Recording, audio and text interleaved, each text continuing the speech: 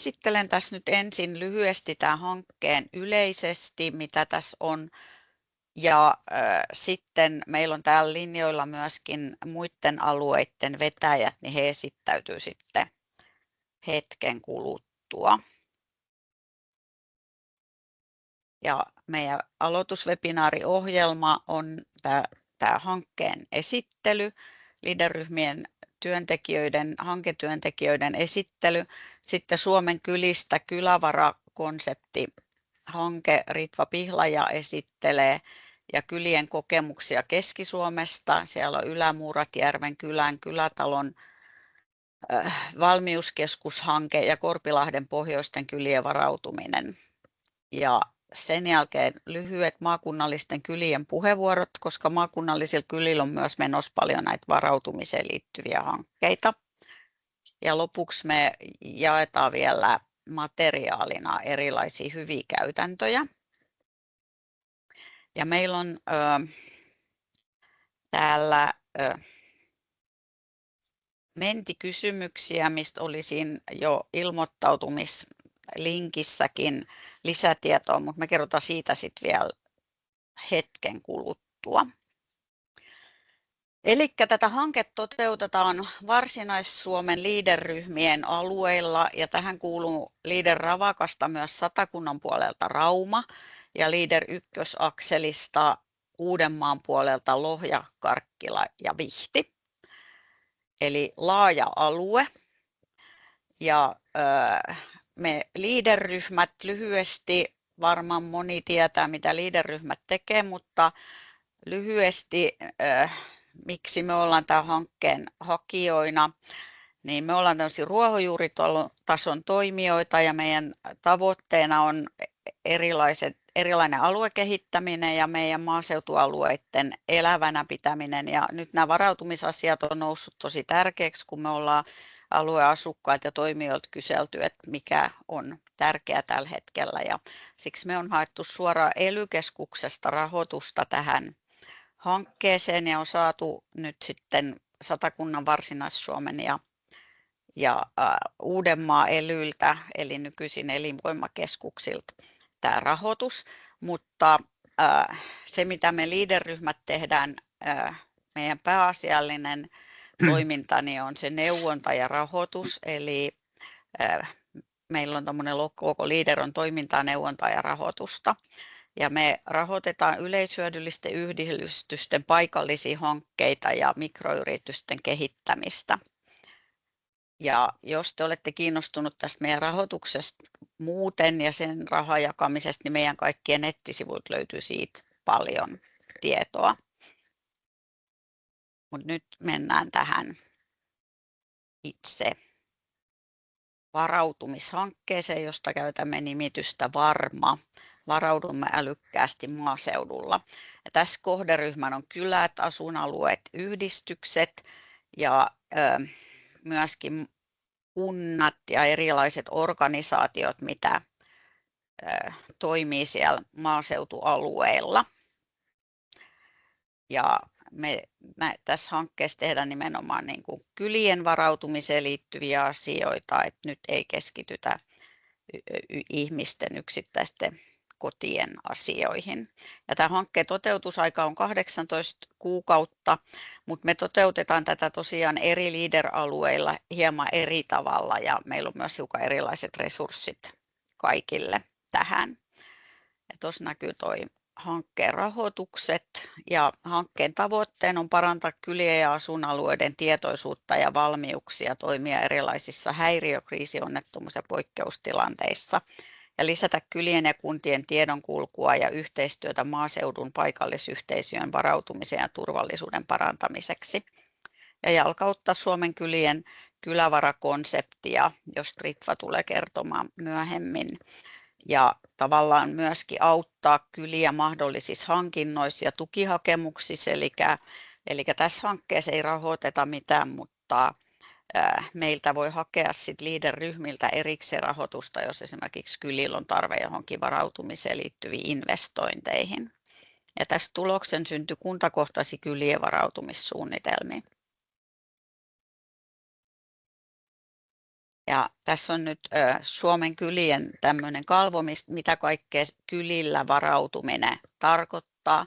Ja otin tämän kalvon tähän esille, vaikka Ritva kertoo sit näistä enemmän, niin tässä meidän hankkeessa keskitytään tähän niin sanottuun pehmeään turvallisuuteen, eli normaalioloihin ja lyhytkestoisiin kriiseihin. Nämä pidempiaikaiset häiriöt, kriisit, poikkeusolot, ne on muiden toimijoiden, viranomaisten, kuntien, kaupunkien asioita ja niitä ei tavallaan, toki ne tulee tässä tavalla tai toisella näkyviin, mutta niihin ei varsinaisesti tässä hankkeessa pystytä keskittymään, vaan tämä on niin kuin puhtaasti tätä kylien varautumista. Ja tässä hankkeessa on 3 työpakettia. Mä en käy näitä nyt kovin tarkasti läpi, mutta meidän toimet on ihan, että me kartoitetaan, mitä meidän alueilla on tehty. Meillä on hyvin erilaiset lähtökohdat eri kunnissa ja eri kylissä ja sitten autetaan niitä kyliä ja alueita sen mukaan, mikä tarve missäkin on. Mutta tämä alkaa erilaisilla kartoituksilla ja näillä webinaareilla ja tapaamisilla. Ja tämä webinaari on tosiaan niin kuin nyt tämä koko meidän alueen, mutta sitten jatkossa paljon me tehdään niin kuin leader-ryhmäkohtaisesti, eli ei tämmöisiä koko Varsinais-Suomen alueen tilaisuuksia niinkään. Ja muutama näitä yhteisiä seminaareja järjestetään. Ja sitten me työntekijät toki tehdään tosi paljon yhteistyötä ja vaihdetaan tietotaitoja ja myöskin verkostoidutaan valtakunnallisesti eri vastaavien hankkeiden kanssa. Ja kolmantena sitten otetaan näitä suunnitelmia käyttöön ja etsitään niitä ratkaisuja, että miten tieto kulkee paremmin kylien ja kuntien ja muiden yhdistysten välillä, koska se on se, mikä tässä on noussut esille paljon, kun me on kartoitettu, että se tiedonkulku on huonoa ja sekä niin kuin yhdistystoimijat, kylät, että sitten ihan asukkaatkin toivoisi tietävänsä paremmin, mikä on tärkeää niin kuin kunkin varautumisen kannalta. Ja tämän hankkeen tuloksena tosiaan syntyy näitä kuntakohtaisia älykäskyläsuunnitelmia ja jaetaan hyviä käytäntöjä. Kuntien, kylien, yhteisöjen ja asukkaiden tietoisuus paranee näistä varautumiseen liittyvistä asioista. Ja meillä on tässä mukaan tosiaan 31 kuntaa, 415 kylää ja 307 000 asukasta, eli voitte sitten siitä miettiä, että kuinka paljon tavallaan pystytään tekemään niin kuin yhden kylän osalta. Ja tässä onkin tärkeää, että me ollaan tässä auttamassa näissä organisoinneissa, mutta me ei tavallaan pystytä niin kuin tekemään niitä asioita, vaan siitä, että halukkaat kylät ja toimijat, ketkä tulee tähän verkostoon, niin saavat sitten sitä tietoa ja apua, mutta se on paljon kiinni siitä, että miten sit yhdistykset lähtee mukaan. Joo, ja nyt tässä oli tämä lyhykäisyydessään tämä hankkeen yleinen esittely. Ja ennen vielä, kun mennään näihin hankekohtaisiin ja leader-kohtaisiin asioihin, niin me on tehty muutama tuommoinen mentikysymys. Eli tämä tarkoittaa sitä, että voitte mennä tuonne menti.com osoitteeseen puhelimella tai selaimella ja siellä kysytään koodi. Se on englanniksi, mutta siihen code-kohtaan kirjoitatte tuon koodin, joka on 3820 4418. Ja sieltä tulee kysymyksiä. Ensimmäisestä taitaa päästä eteenpäin, kun paina peukkua. Ja sen jälkeen siellä on 4 kysymystä. Ja toivoisin, että kaikki käytte jossain kohtaa vastaamassa niihin, niin saadaan myöskin vähän tarkempaa tietoa teidän toiveista. Koska teitä tosiaan linjoilla nyt hyvin paljon ihmisiä eri puolilta meidän aluetta, erilaisista organisaatioista, kunnista, virkamiehiä, kyläyhdistyksistä, erilaisista yhdistyksistä, niin tässä on myöskin myöskin teidän kaikkien tausta on hyvin erilainen.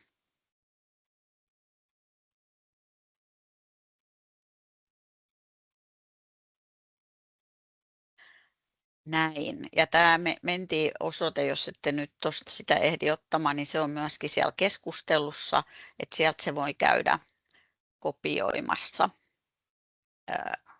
Ja laitetaan se näkymiin sinne vielä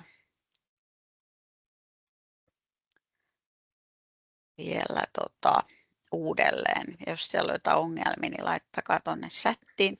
Sitten sen verran vielä käytännön asioita, että esitysten jälkeen voi esittää puheenvuoroja tai kysymyksiä, mutta sitten tuonne chattiin voi myös laittaa kysymyksiä koko ajan ja katsotaan sitten, joko me vastaillaan niihin tässä esityksen aikana tai sitten me voidaan myös kerätä niitä vastauksia ja laittaa materiaalia, jota sitten toimitetaan teille. Mutta nyt kaikki Leader-työntekijät, hankkeen työntekijät vois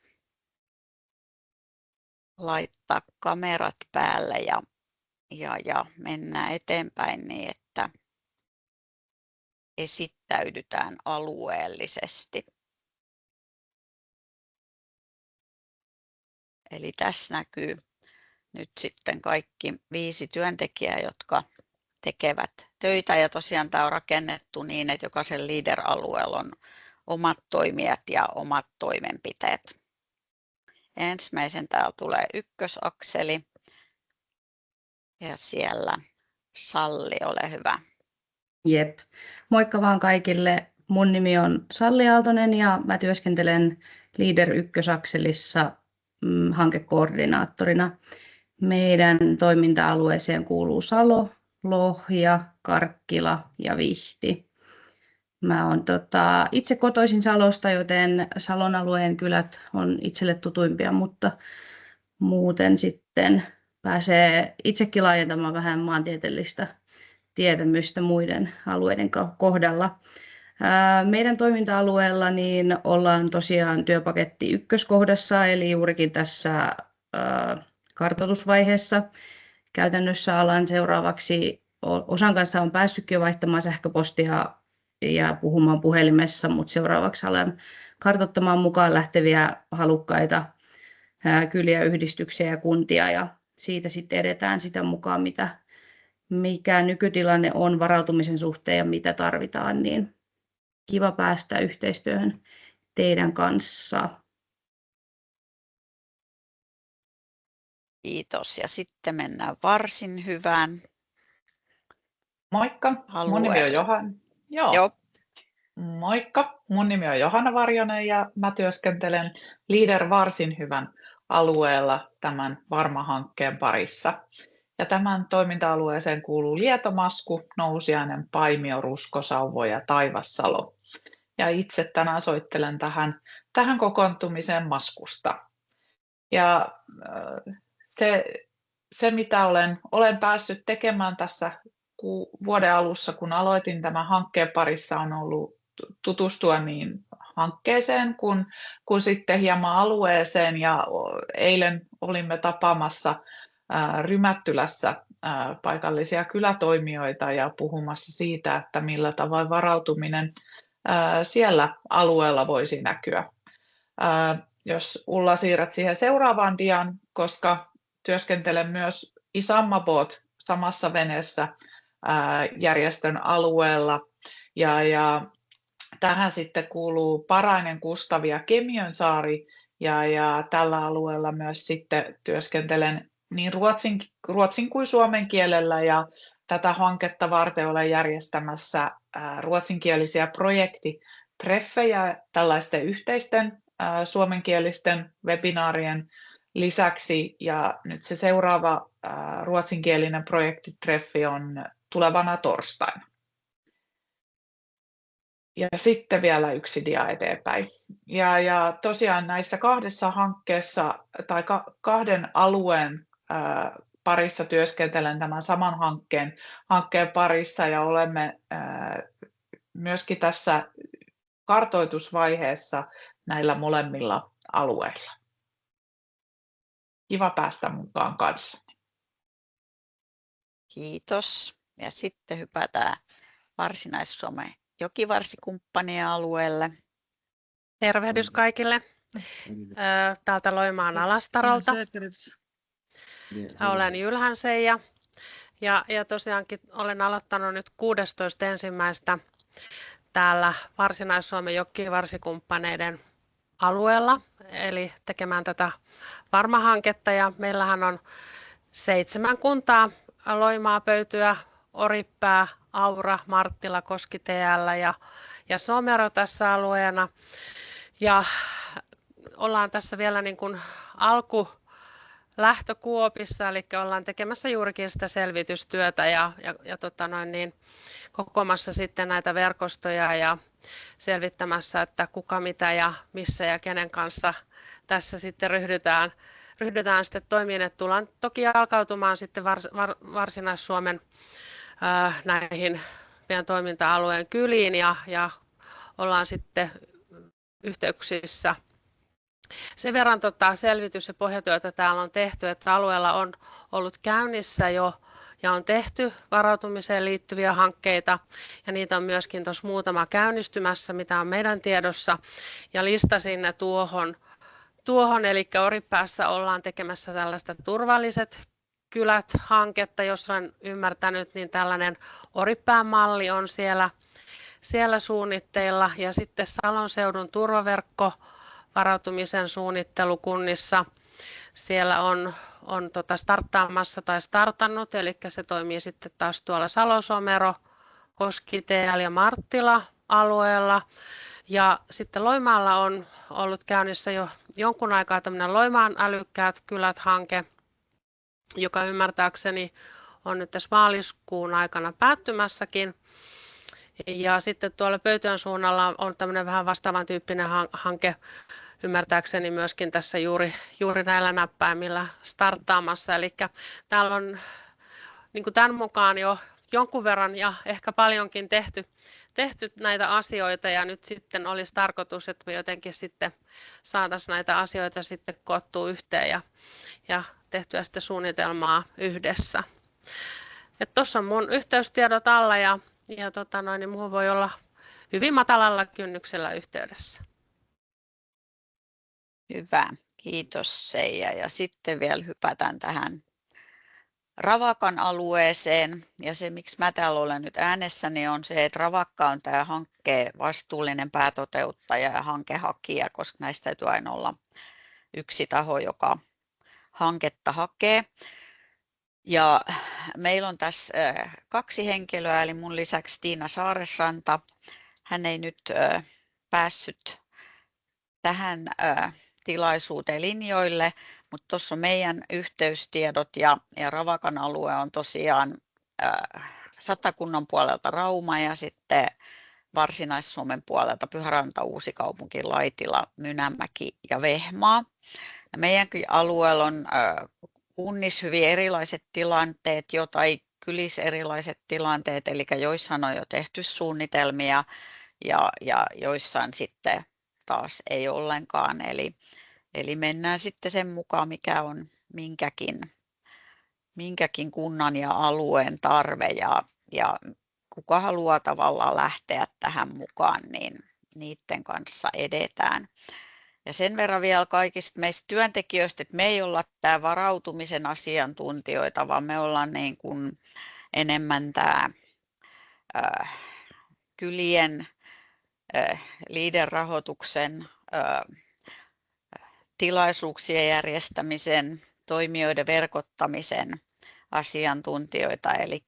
Eli me ollaan tässä apuna, mutta me ei niin kuin olla niitä sisällöllisiä asiantuntijoita. Tosin on tässä jo paljon opittu, kun ollaan näitä asioita kartoitettu. Ja Ravakan tämmöinen ensimmäinen Ravakan alueen oma webinaari on tiistaina 3.3. kello 14.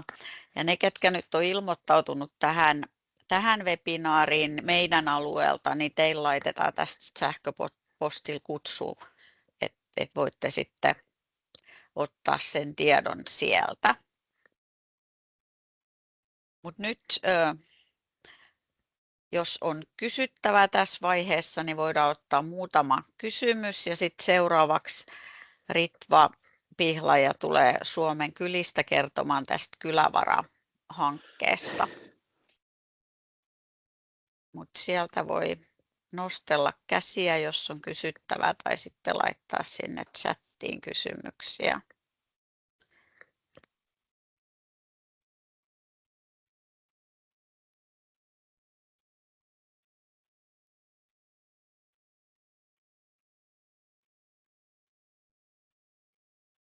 Joo.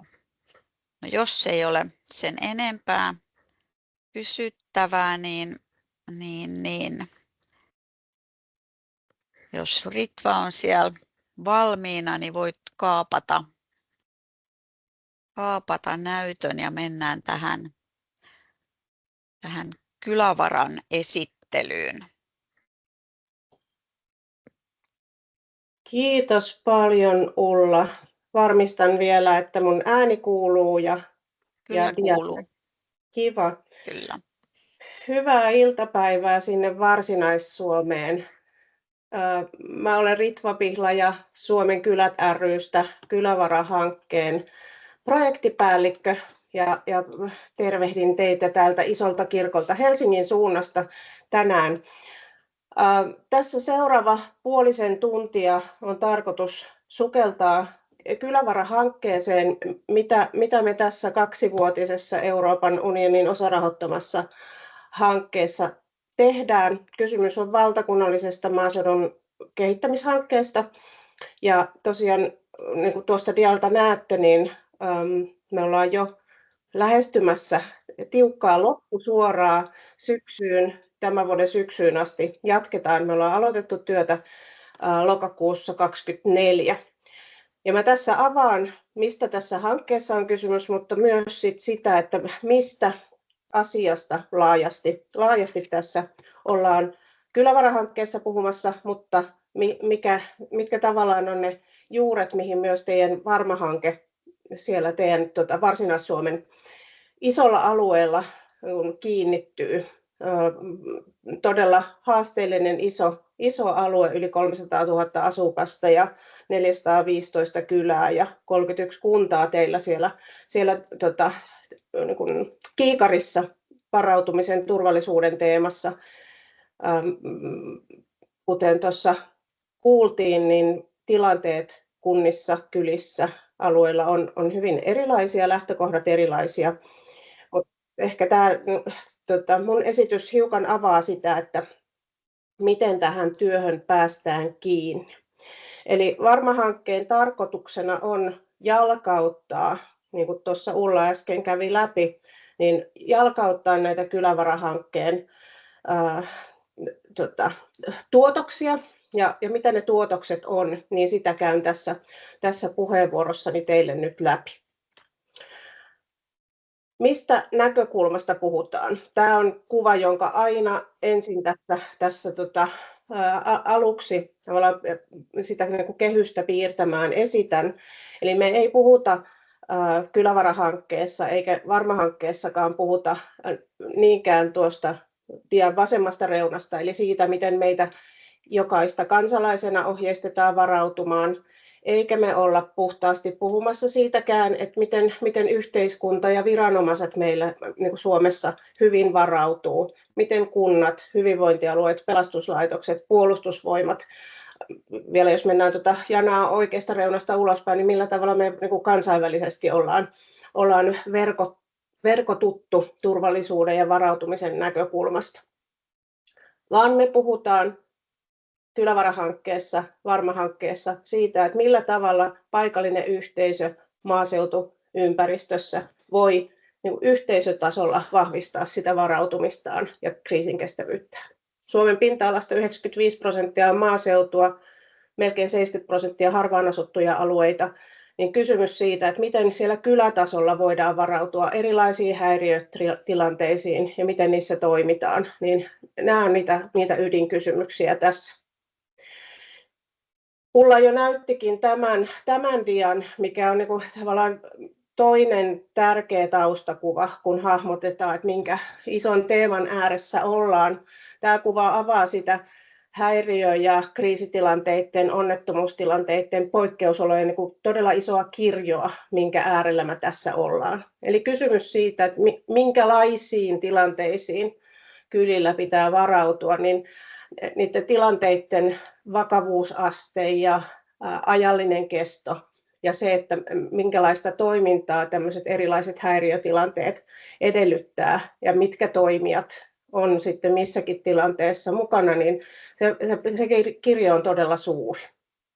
Ja me Kylävara-hankkeessa katsotaan tätä koko kirjoa laajasti ja mietitään ennen kaikkea juuri sitä, että mitä ne paikallisen yhteisön keinot on toimia, varautua ja toimia tämmöisissä hyvin erityyppisissä tilanteissa.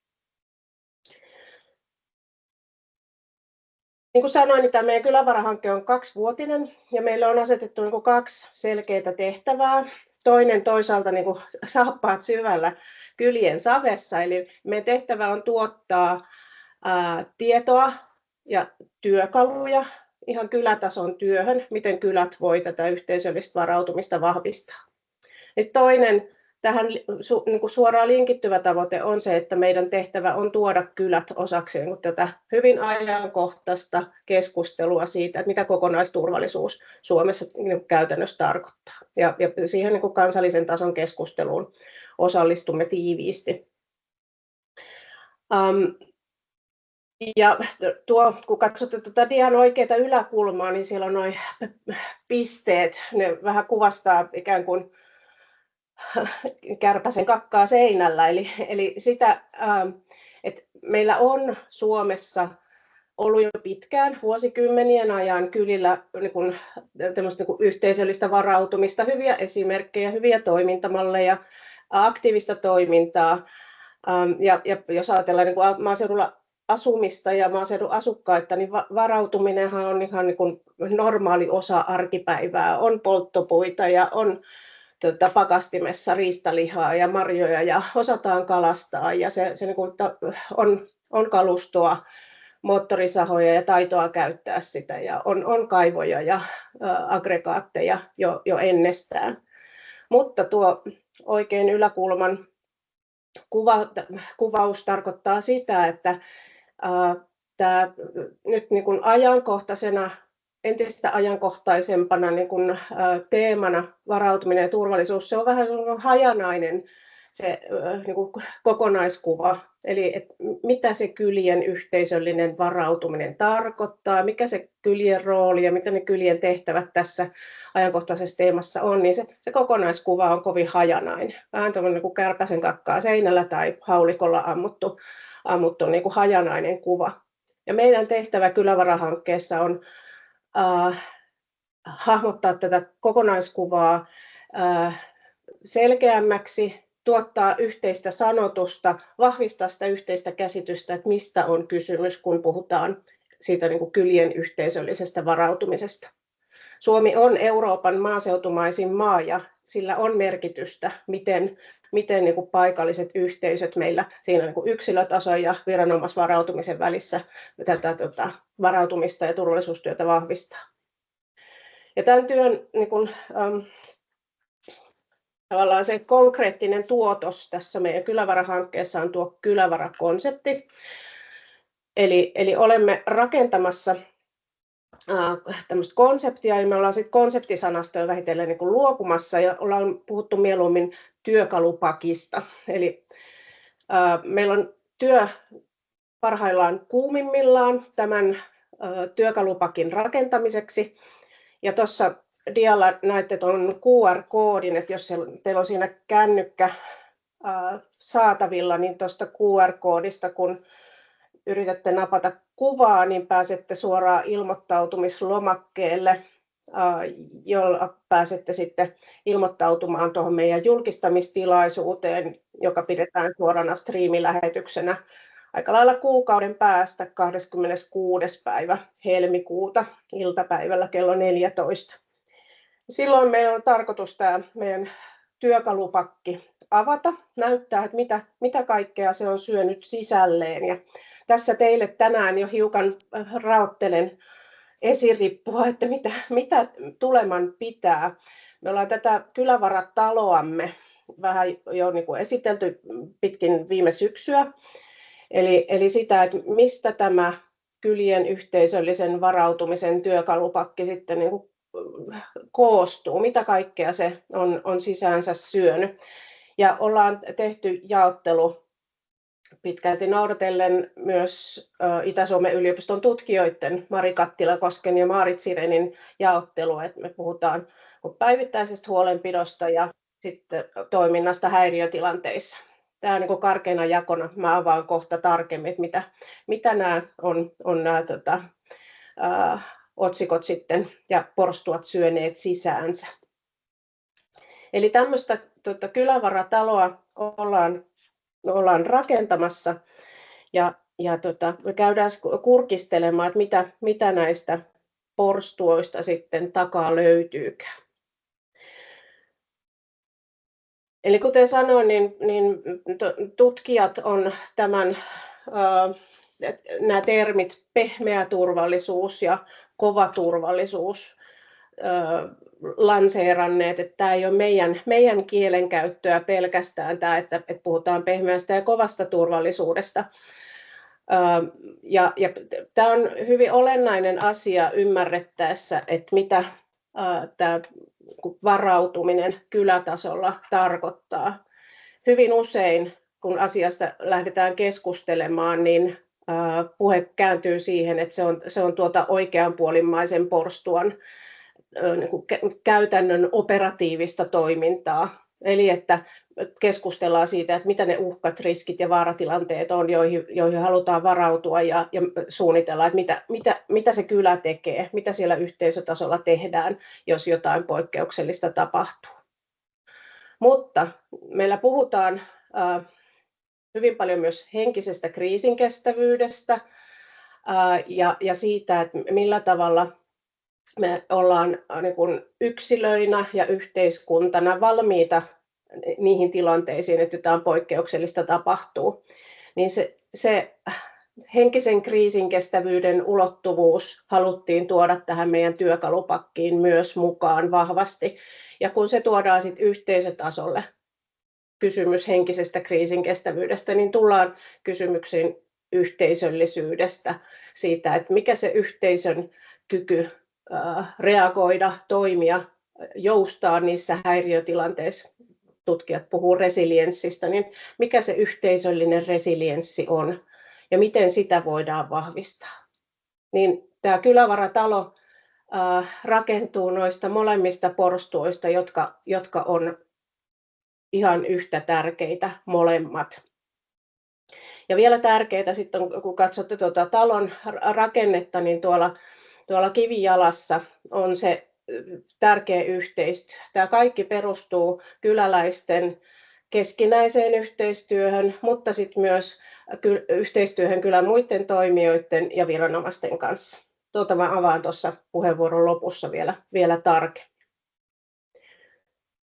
Eli näin niin kuin yleiskatsauksena tämän tyyppisestä työkalupakista on kyse. Kohta käydään vähän tarkemmin kurkistelemaan noihin porstuoihin.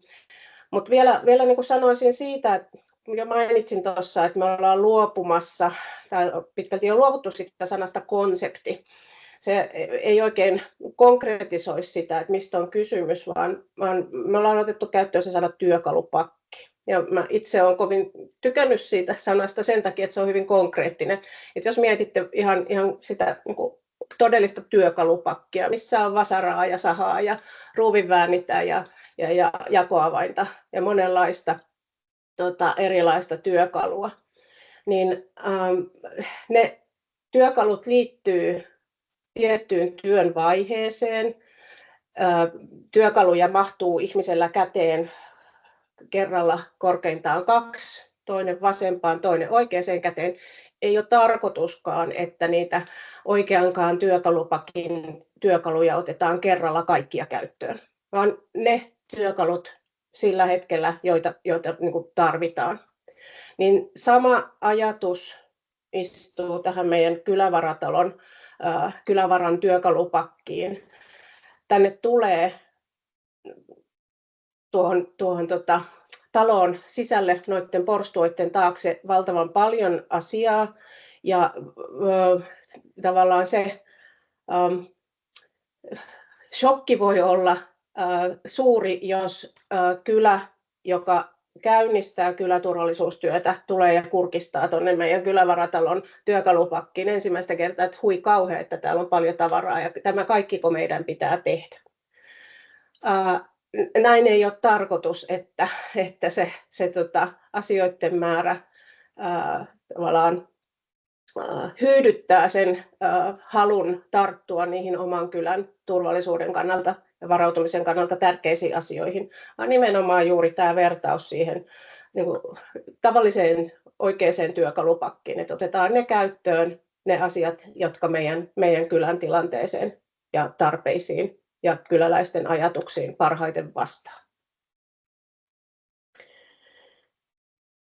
Joo, eli käydään kurkkaamaan siihen, että mitä tämä työkalupakki, kylävara on sitten syönyt sisäänsä. Tämmöisiä lyhyitä kurkistuksia. Kuten sanoin, niin helmikuun 26. päivä tämä on tarkoitus vasta teille sitten isolle yleisölle avata, mutta tässä semmoisia pieniä maistiaisia. Jos katsotaan vasemmanpuoleista porstua, tulee siis kylävara.fi-sivusto, ja kun klikkaa tuota päivittäistä huolenpitoa, niin sieltä pääsee tutustumaan aiheisiin, joista tuossa noi alaotsikot, yhteisöllisyyden ja resilienssin vahvistaminen.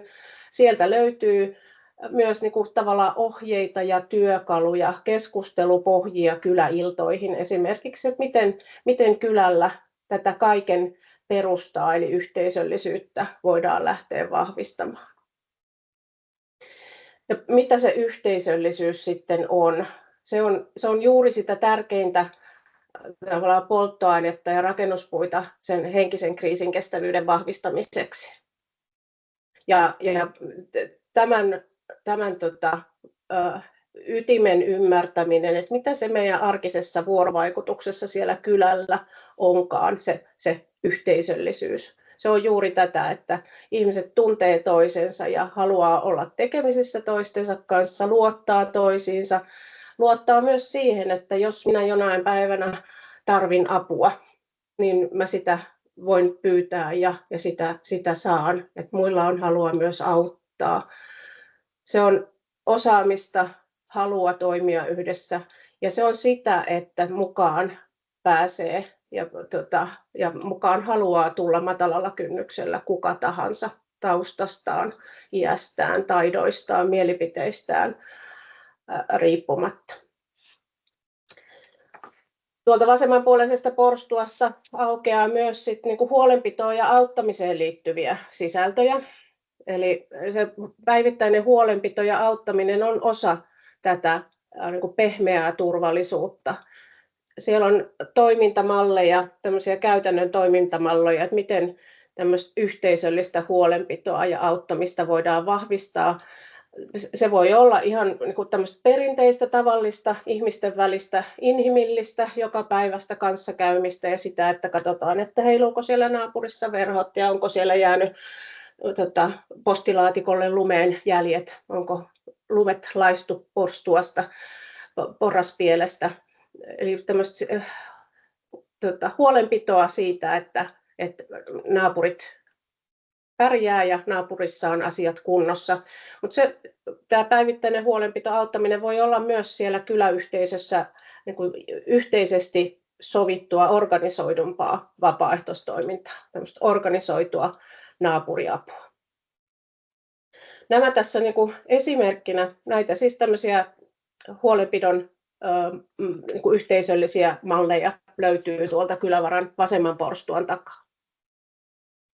Ja sitten jos kurkataan tuonne oikeanpuoleiseen porstuaan toimintahäiriötilanteessa, niin mitä kylä voisi tehdä ennen häiriötilannetta, vaikkapa otetaan esimerkiksi pitkä sähkökatko. Nyt Hannes-myrsky riehui vuodenvaihteessa, ei varmaan pahiten teillä siellä Varsinais-Suomen alueella, mutta pohjoisempana Suomessa teki paljonkin tuhoa ja oli alueita, missä sähköt oli pitkiä aikoja pois. Toki teilläkin esimerkiksi saaristoalueilla, näin kuulin, siellä Varsinais-Suomen saaristossa, niin oli pitkiäkin häiriötilanteita, sähkökatkoja.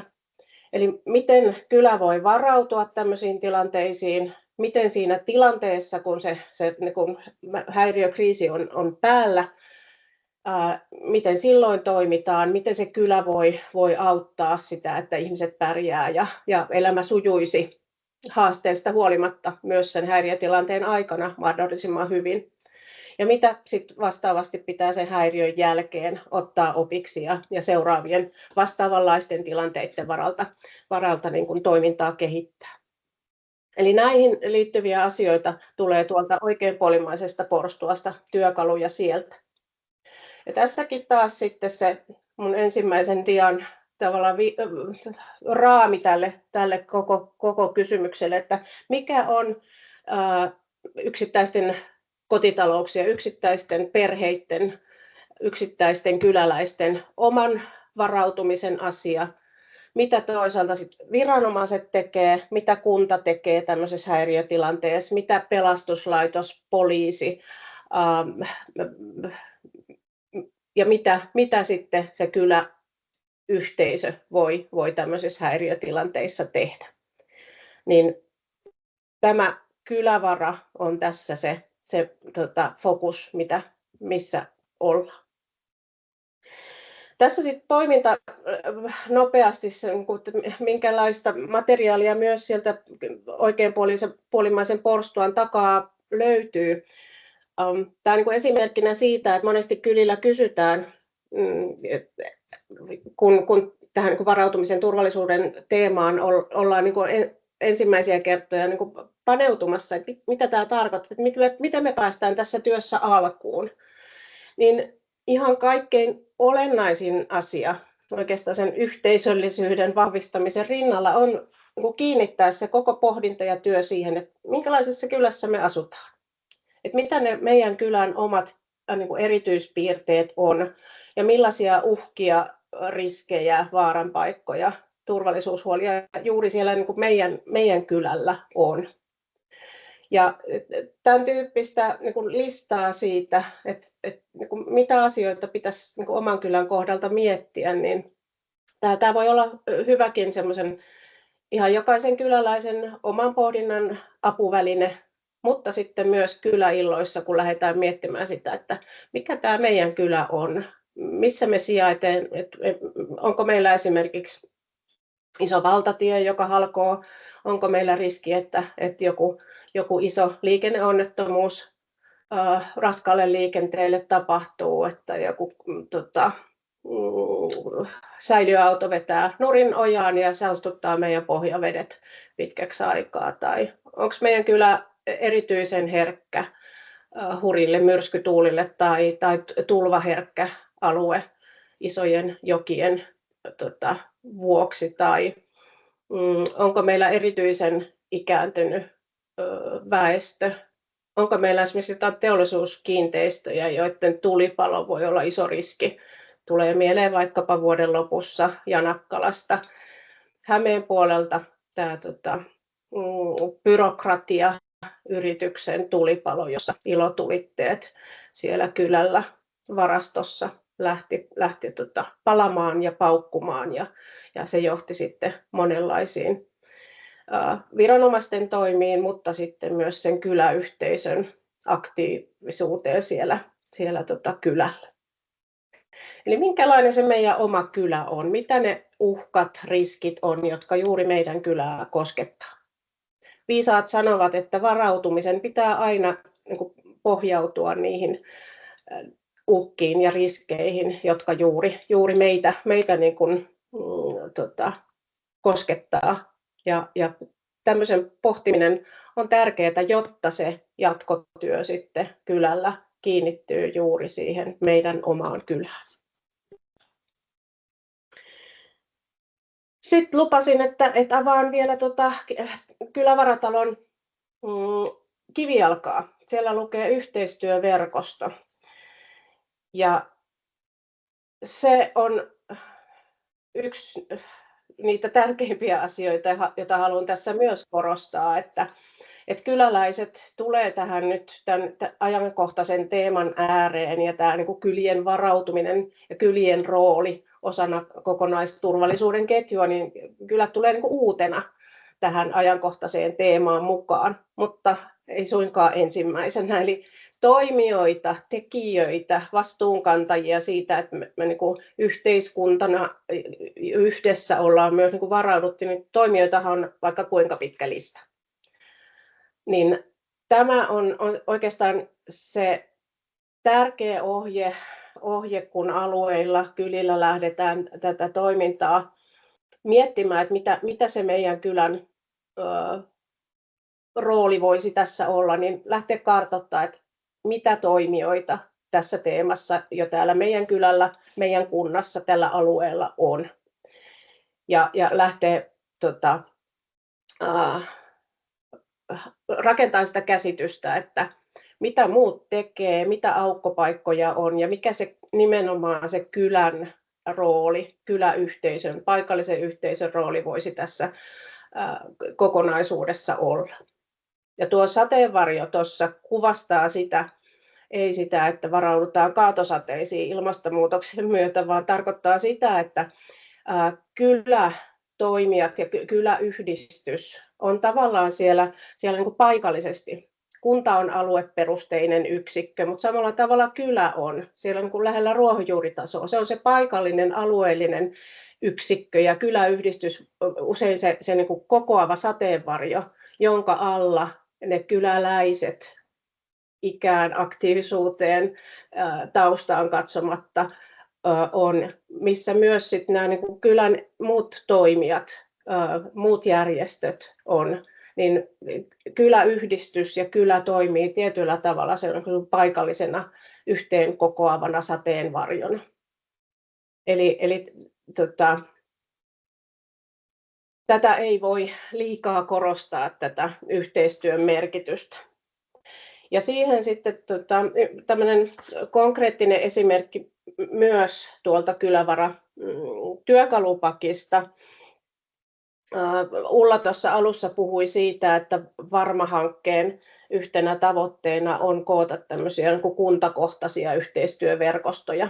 Ja semmoinen käytännön työkalu, hyvä työkalu harkittavaksi voisi olla tämmöinen kumppanuuspöytä, joko kuntatasolla tai sitten kuntien yhteisenäkin toimintamallina tai menetelmänä.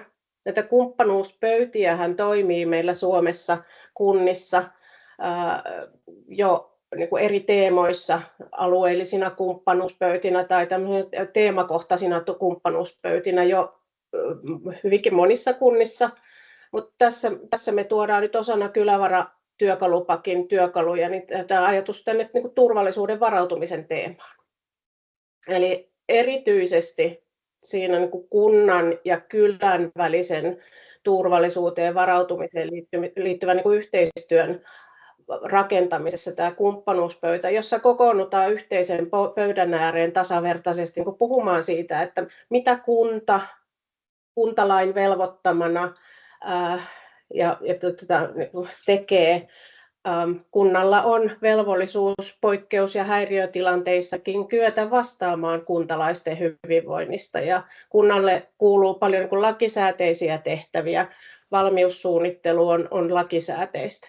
Mutta mitä sitten käytännön tilanteissa, mitä se yhteistyö sen kylien kanssa voi olla ja miten ne kylien niin kuin yhteisölliset toimijat ja kyläläiset vapaaehtoisina voi häiriötilanteissa tehdä, niin tämän tyyppisen hyvin konkreettisen varautumis- ja turvallisuussuunnittelun ja keskustelun käyminen tämmöisen yhteisen kumppanuuspöydän ääressä, niin voi olla keino lähteä tätä yhteistä käsitystä ja yhteisiä niin kuin suunnitelmia rakentamaan. Yhtä lailla tuolla Kylävaratalon työkalupakin kivijalassa nostetaan esimerkkejä vaikkapa siitä, että millä tavalla näitä niin kuin kuntakohtaisia kyläturvallisuussuunnitelmia voidaan tehdä. Muistelen, että teillä Varma-hankkeessa oli tarkoitus niitäkin lähteä tekemään. tärkeintä kuitenkin niissäkin on se, että se suunnittelu ja valmistelutyö tapahtuu siellä kylässä. Kyläläisten toimijuuden vahvistaminen tässä on se kaikkein niin kuin tärkein ydin, koska silloin kun jotain poikkeuksellista tapahtuu, niin kunnan tai viranomaisten resurssit ei välttämättä sinne kylälle heti ensimmäisenä ulotu auttamaan. Niin se, että siellä kylällä, kyläläisillä itsellään on niin kuin hyvin mietittynä, suunniteltuna se, että kuka tekee, mitä tekee, millä resursseilla tehdään. Ja se, että tämä yhteistyö toimii kunnan kanssa, viranomaistahojen kanssa yhteen, niin se on tärkeää. Tuossa nuo kurkistukset tuonne Kylävarataloon. Vielä lopuksi tässä kurkkaus siihen, että mitä meillä Kylävara-hankkeessa on muuta tapahtumassa tai tapahtunut. Viime vuoden puolella kesästä lähtien toteutettiin tämmöistä kylätalokartoitusta yhteistyössä maakuntien toimijoiden kanssa. Me saatiin tähän kylätalokartoituksen kyselyyn yli 1000 kylältä vastaus. Koottiin siis tiedot kylillä sijaitsevista kohteista, yhteisöllisistä kohteista, jotka voi erilaisissa häiriötilanteissa toimia kyläläisten kokoontumispaikkana tai johtokeskuksena tai infopisteenä. Tuossa tuo sininen ylimmäinen kuva on muuten Ylämuuratjärveltä, johon kohta lähdetään Helenan ja Iina-Marian opastuksella tutustumaan. Siinä on Ylämuuratjärven kylätalo tuossa kuvassa. Tämä kartoituksen tiedot ollaan välittämässä kunnille ja hyvinvointialueille ja pelastuslaitoksille nyt alkuvuoden aikana. Ja tästä tulee kunnille myös kuntien kirjaamojen kautta Kuntaliiton kanssa yhteistyössä kysely, että kenelle teidän kunnissa tämä kartoituksella koottu teidän kuntaa koskeva tieto halutaan välitettävän. Toinen ajankohtainen asia Kylävara-hankkeessa on ollut kyläradiot, eli keino varmistaa tiedonkulku myös niissä tilanteissa, jos meillä kännykät ja nettiyhteydetkin syystä tai toisesta on nurin. Ja tämä kyläradiotoiminta on niin kuin kiinnostanut kautta Suomen todella paljon.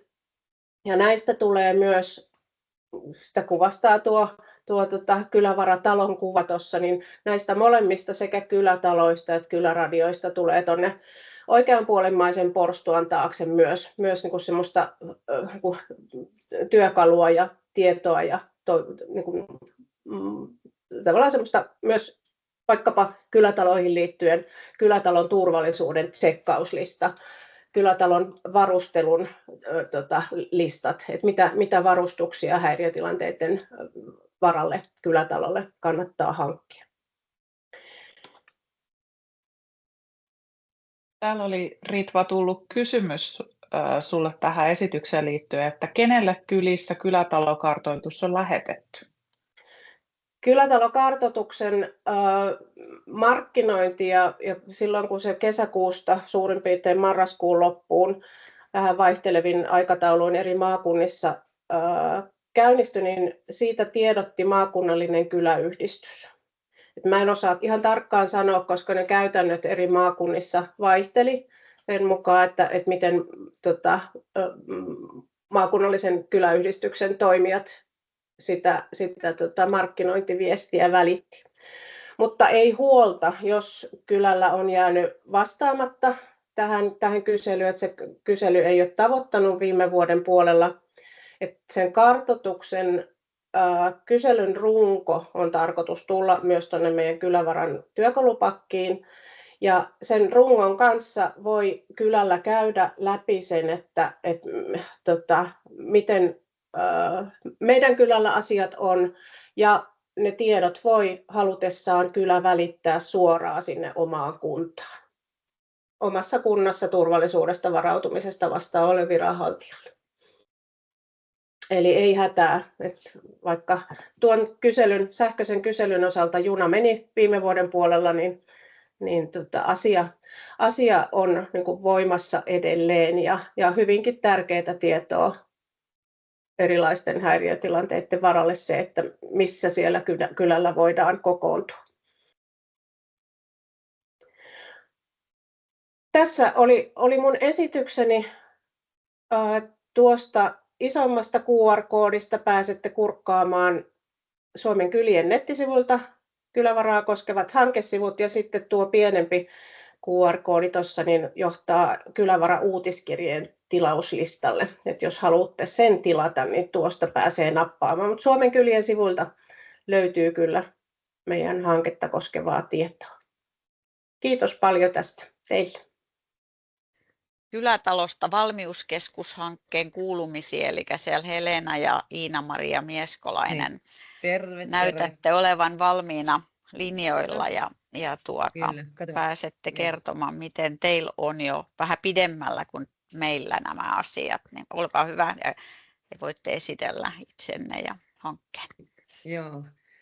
Terveisiä vaan täältä Keski-Suomesta. Täällä on tosiaan yksi kylä, joka on touhuttanut omia jo jonkun aikaa. 2022 aloitettiin näitä hankkeita ja nyt 27 vuoteen, että aika aktiivisesti ollaan tehty täällä pohjoisella Korpelahden kylillä, Järven kylässä, tämmöinen pienimuotoinen kylä, missä on 300 asukasta täällä meitä. Ja Jyväskylässä on 150 000 asukasta ja naapurikunnassa Muuramassa on 10 000, että teillä on aika isot mittakaavat, missä nyt teidän hankkeet menee, mitä äsken kuunneltiin. Mutta toivottavasti jotain ideoita meiltä saa, mutta kyllä Ritvaa komppaan kovasti, ja Ritva on meillä ollut näissä meidän harjoituksissa, missä on 24 tuntia oltu sähköttä täällä kylätalolla, ja sitten ollut tuolla meidän erämökillä 24 tuntia oltiin, ja Ritva tietää kyllä, että kyllä ne harjoitukset meni ihan kohtuullisen mukavasti, mutta myöskin se perusresilienssi täällä on tosi tärkeä tällä kylällä, että niitä harjoitellaan ja siitä lähdetään tähän varautumiseen myös niihin koviin oloihin sitten, kun on mahdollisesti, jos niitä kovia oloja tulee. Mutta tämmöinen kommentti vaan tähän äskeiseen, mitä keskusteltiin, että Ritva kyllä komppaan kovasti näissä asioissa. Ja tosiaan mä olen Mieskolaisen Helena, Ylämurtervyseuran puheenjohtaja, ja sihteeri on tässä vieressä. Mieskolaisen Iina-Maria. Näin. Ja Keski-Suomessa tosiaan meitä pyydettiin puhumaan tänne, ja kiitos, että saahan olla mukana tässä. Jotakin esimerkkejä toivottavasti ja vinkkejä löytyy. Ja tämä meidän hanke aloitettiin tosiaan 2002 vuonna. 2022 ja 2027 Kylätalosta valmiuskeskushanke ja Leader-rahoituksella täältä Jyväsriihen kautta. Eli se on kyllä ollut meillä ihan tosi tärkeää, että ollaan saatu hankerahoitusta ja potkua tähän touhuun kaiken kaikkiaan näihin asioihin. Eli tuosta Iina jatkaa sitten selkeällä äänellä, että mistä me lähdettiin liikkeelle, niin lopussa voi kysyä sitten, ja meillä on sitten ihan käytännön huomioita itsekin joitakin, mitä opittiin näistä asioista. Joo, okei. Eli tämä meidän Kylätalosta valmiuskeskushankkeen tarkoituksenahan oli niin kuin perustaa tähän kylätalolle tämmöinen paikallinen valmiuskeskus tämmöisiin pienempiin häiriötilanteisiin, mutta sitten myöskin tämmöisiin isoihin yhteiskunnan häiriötilanteisiin. Ja tämä on tosiaan semmoinen esimerkki nyt siitä, että miten kylillä otetaan itse se työkalu käteen ja ruvetaan tekemään hommia, koska me ollaan syrjäkylällä ja täällä ei ne viranomaiset välttämättä ihan ensimmäisenä näy, vaikka siellä viranomaisverkostoja olisikin ja suunnitelmia olisi, mutta kyllä meidän ensisijaisesti täytyy itse täällä selviytyä. Ja tosiaan, niin mistä tämä hanke lähti liikkeelle, niin oli vuonna 2022, kun me tehtiin katon korjausta Kotiseutuliiton rahoituksella, niin me tajuttiin, että meillähän on tässä sähkölämmitteiset pönttöuunit, mitkä voisi sitten muuttaa puulämmitteiseksi. Eli sähkön hinta kolminkertaistuu, kun tuli Ukrainan sota. Ja meillä ei ollut mahdollisuuksia maksaa sitten sellaisia sähkölaskuja, kun niitä alkoi tippumaan. Niin me saatiin semmoinen ajatus muurarilta, että pannaanpa nämä pönttöuunit puulämmitteiseksi, ja siinähän meillä oli jo yksi siemen itämässä sitten sille, että hetkinen, että tässä talossahan selvitään, vaikka tulisikin vähän kovemmat ajat. Mutta sitten tälle hankkeelle on tavallaan tehty tällä kylätasolla monta vuotta tämmöistä pohjustusta, eli me ollaan tähän turvallisuuteen lähdetty liikkeelle esimerkiksi järjestyksenvalvojakoulutuksen myötä. Meillä on ollut kyläseuralla ihan oma järjestyksenvalvojakoulutus, eli kylälle saatiin näitä järjestyksenvalvojia. Sitten meillä on ollut naapuriaputoiminnan käynnistäminen vuonna 2023. Se on tämmöinen organisoitu vapaaehtoistyön muoto. Ja sitten me luotiin tänne tämmöinen Vapepan paikallinen hälytysryhmä vuonna 2023. Ja näistä saatiin sitten tämmöisiä valmiita rakenteita jatkoon. Eli nyt esimerkiksi tälle meidän kehittämishankkeelle, että me saadaan tämä kylätalo sitten kohti sitä valmiuskeskusta. Mutta mihin tämä sitten perustuu myöskin on se, että meillä on tämmöistä niin kuin yhteisöllisyyttä täällä. Meillä on paljon talkoohenkeä ja me tunnetaan toisemme. Eli meillä on tämmöistä resilienssiä täällä jo olemassa. Ja sitten meillä on myöskin tämmöinen kiinteä resurssi, kuten kylätalo.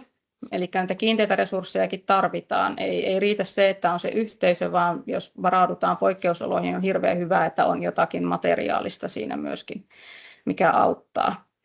Meillä on muun muassa laajat puuvarastot, meillä on laitoskeittiö, ulko-WC, testattu soppatykki. Meillä on kaiken näköistä tämmöistä tarvikkeistoa varautumiseen. Eli tässä on nyt vähän kuvia siitä, mitä me ollaan tehty, ja me tehdään siis paljon yhdessä, ja se on tämän meidän varautumisen yksi perusta, että meillä on tämä yhteisö ja me tunnemme toisemme, ja se, että me teemme asioita yhdessä esimerkiksi talkoilla, ja no lähinnä talkoilla, mutta myös vapaa-ajan toiminnoissa, niin se on hirveän tärkeää. Tuossa vasemmalla yläkuvassa on esimerkiksi Vapepan etsintäharjoitus menossa, kun me perustettiin se meidän oma Vapepa-ryhmä tänne kylälle, niin siinä kyläläiset harjoittelee etsintää. Oikeassa yläkulmassa on taas sitten meidän tämmöinen perinneaitatalkoo ollut viime keväänä. Ja sitten on ralleihin valmistautumista siellä alakuvissa, eli me ollaan aina mukana MM-ralleissa. On kymmeniä vuosia on tämä kylä ollut. Hankitaan varoja sieltä ja sitten siellä pelataan lentopalloa Leader-rahoitteisella kentällä. Ja keskellä on keittiöstä siinä. Kahvitus on tosi tärkeää vapaaehtoisille ja pitää hauskaa, että muuten ei kyläyhteisö jaksa eikä halua varautua yhtään mihinkään, ellei siellä ole kivaa ja mukavaa touhua. Niin, ja sen takia tuossa edellisessä diassa olikin se kahvikupin kuva, eli muistutuksena siitä, että aina pitää olla pullaa ja kahvia tarjolla, kun tavataan. Että ensin kahvitellaan ja sitten mietitään, että mitä ruvetaan tekemään. Niin, ettei mene liian puurtamiseksi tämä homma. No siinä on sitten vasemmalla yläkulmassa meidän puuvarastot. Meillä on 2 tällaista puuvarastoa ja me ollaan saatu puita lahjoituksena, mutta myöskin ostettu tämmöisiä tuulenkaatoja metsähallitukselta. Meillä on oma 2 hehtaarin tila. Niin, ja sitten kylätalolla on tämmöinen 2 hehtaarin tontti, mihin me tehtiin sitten tämmöinen harvennushakkuu ja siitä sitten aika paljon puuta. Ja nämä varastotkin on talkoilla tehty. Ja sitten meillä on ulkohussi siinä alakuvassa. Tämä taitaa olla siitä meidän 24 tunnin sähköttä harjoituksesta. Ja sitten siinä on tämmöinen ilmoitus Pohjoisen Korpilahden naapuriapuryhmästä, missä voi repästä sitten mukaansa tuommoisen puhelinnumeron, mihin voi soittaa. Ja sieltä sitten luottamuksellisesti otetaan avunpyyntö vastaan ja mietitään, että kuka siihen voisi sitten lähteä. Niin, ja tähän lisää sikäli, että tuossa ei ole niitä repäisyjä yhtään, mutta tämä on pari vuotta toiminut tämä Korpilahden naapuriapuryhmä, joka lähti hankkeen kautta, Outi, sen ihan Raatikainen sen aikoinaan meille innosti ja sai meidät lähtemään tähän mukaan. Ja 3-40 vuoteen tulee niitä pyyntöjä, niitä tulee todellakin joka viikko jokunen erilaisia laajasta laittaa, ja ne tulee yleensä puheenjohtajalle eli minulle ja sillekin vähän niin kuin puolitutun kautta, että mitä olisiko, auttaisitko. Ja siinä oli aikamoinen häpeä kynnys alku, että en kyllä pyydä apua, mutta nyt se häpeä on häipynyt ja täällä kylällä on semmoinen käsiteko, että hei, että naapuriapua, niin se tarkoittaa, että siitä ei makseta mitään silloin, että tarvisin naapuriapua ja nyt jokainen ottaa reilusti vaan ja sanoo, että tarvisin naapuriapua ja mä sitten organisoin sinne jonkun traktorimiehen tai jonkun talkooporukan johonkin tai jollekin lapsiperheelle tai jollekin muulle apua sitten. Tai ruokaa tai sitten otetaan ojasta joku pois ja tällaisia.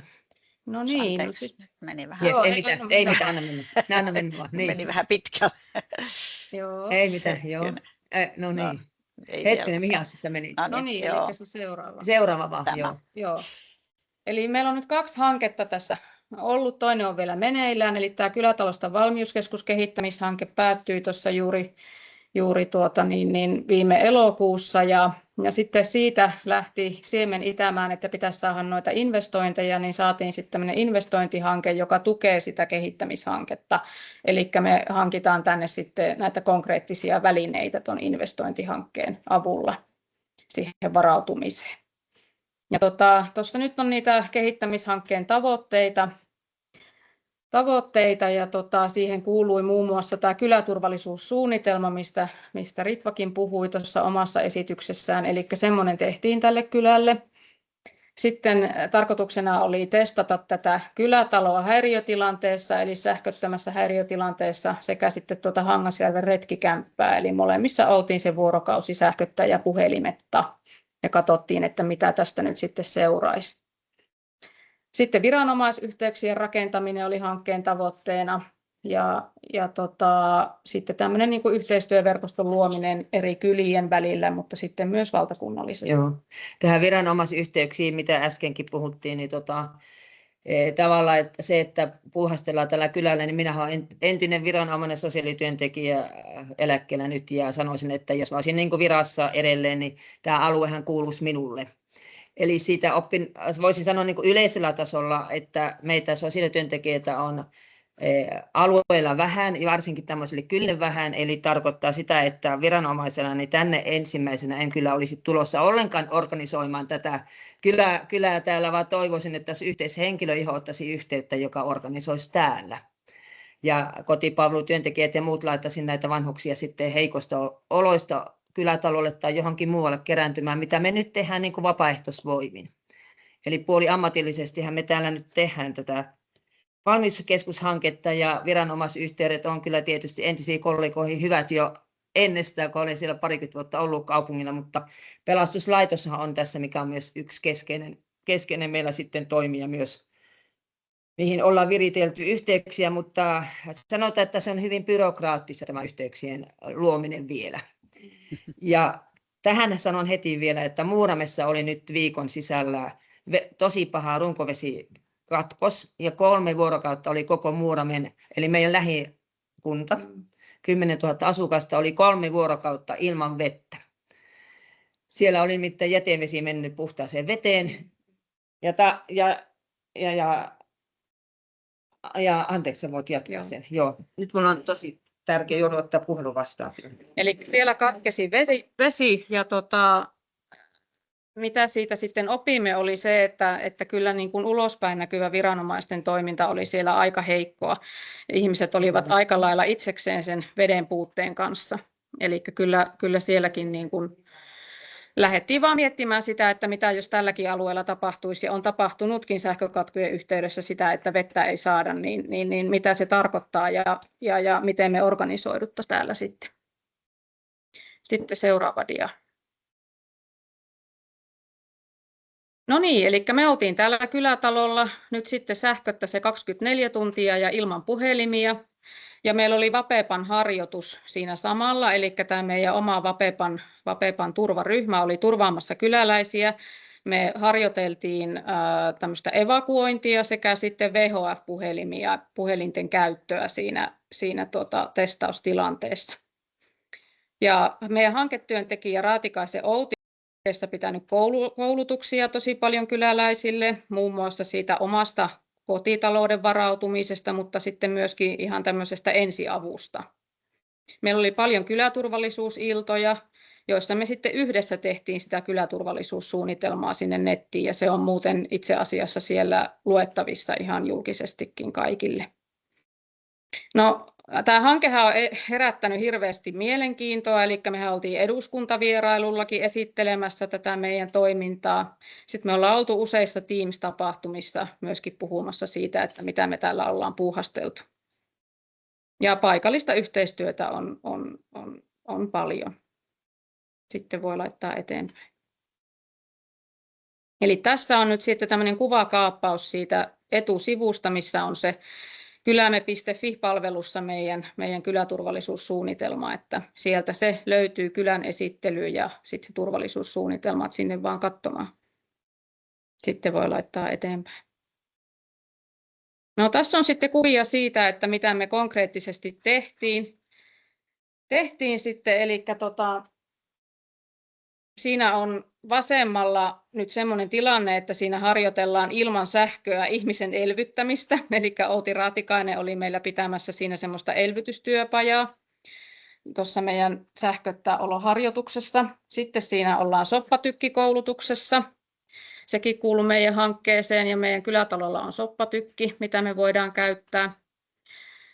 Sitten siellä on eduskuntavierailusta kuva, eli siellähän me sitten oltiin. Ja tuossa oikealla yläkuvassa ollaan juuri laitettu sähköt pois kylätalolta, että se oli tämmöinen niin kuin pysäytyskuva tilanteesta silloin, kun me tätä harjoiteltiin, tätä poikkeusoloa. Sitten voi laittaa seuraavan. Joo, eli tässä on sitten näitä esimerkkejä näistä meidän turvallisuusilloista kyläläisille, ja hanketyöntekijä veti näitä. Sitten voi laittaa seuraavan kuvan.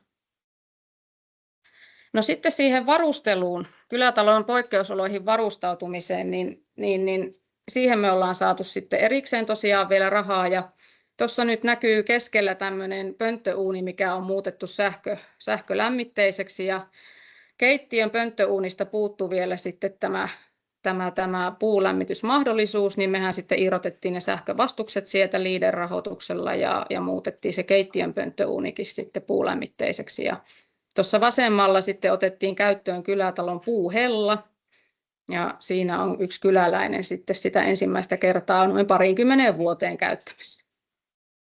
Sitten voi laittaa eteenpäin. No sitten näkyy kuvia siitä, kun asennetaan verkonvaihtokytkintä. Eli tuossa vasemmalla sähkömies laittaa verkonvaihtokytkimeen piuhoja, ja sehän tarkoittaa sitä, että me hankitaan LEADER-rahoituksella tänne tosi voimakas aggregaatti, joka sitten nostaa myös porakaivosta veden tarvittaessa, ja me saadaan sitten niin kuin sillä aggregaatilla työnnettyä sähköä tänne koko kylätaloon. Sitten me ollaan varustauduttu ihan tämmöisillä konkreettisilla asioilla, kuten peitoilla ja tyynyillä. Meillä löytyy kyläläisille muun muassa 20 patjaa ja niin edelleen. Ja sitten me saatiin LEADER-rahoituksella myös tämmöinen uusi hieno tietokone ja sitten tuollainen neukkari TV. Ja niiden avulla me ollaan voitu myös tätä työtä tehdä, eli viedä tätä niin sanottua ilosanomaa eteenpäin. No sitten yksi tämmöinen niin kuin kehittämishankkeen tulos oli se, että me tarvitaan tänne kyläradio, eli ne pelkät VHF ei niin kuin yksinään toimi, ei ne kuulu mihinkään. Ja kuitenkin poikkeusoloissa pitäisi pystyä viestimään kyläläiset keskenään ja mielellään tietysti myös sen viranomaisen kanssa, mutta se on sitten se toinen tarina, että miten saadaan viranomaisiin se yhteys viritettyä sillä kyläradiolla. Tässä vasemmassa kuvassa, laitan vielä se edellinen. Pari minuuttia aikaa. Joo, vasemmassa kuvassa on meidän VHF-harjoitus käynnissä ja sitten tuossa oikeanpuoleisimmassa kuvassa on se kyläradio käytössä ja siinä on radioamatööri sitä testaamassa, eli meillä on semmoiset kytkökset myös olemassa, että he ovat auttaneet meitä eteenpäin tässä radiohommassa. Sitten voi laittaa eteenpäin. Ja siinä on vain esimerkki nyt sitten siitä, kun aloiteltiin sitä kyläradiotoimintaa. Tässä on kutsu semmoiseen iltamaan, missä niitä perusteita harjoiteltiin. Sitten voi laittaa seuraava. No tästä mä en puhu sen enempää. Tässä on vaan kyläradiotoiminnan tämmöinen ideakuva. Tämä ei ole itse asiassa Juha Vimparin oma kuva, vaan tämä on hänen esityksestään otettu. En tiedä, mistä hän on tämän kuvan saanut. Ritva varmaan tietää, mutta tämä voi skipata.